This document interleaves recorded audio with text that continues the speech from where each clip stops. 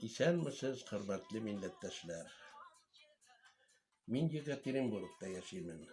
Durmuşum bilen Başkırstan'dan.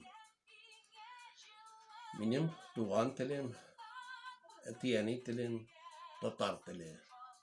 Balalarımda Tatar kanı ağa. Onuklarımda da şulay yok Tatar kanı. Mine indi Yekaterinburg'da 30 yıl davamında ütkerilen türlü milli şaralarda min aktif katlaşırga tırışamın. Şulay yok sosyal şelterlerde türlü türkümler asıp milletimizni, dilimizni, tradisiyalarımızı, örf adetlerimizni yaklap milletteşlerime türlü müracaatler bilen sıgamın.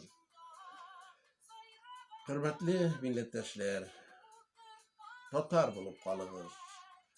Her vakitte da ucunuzun ana tilinizini saklarız. İşen sağ bulunuz.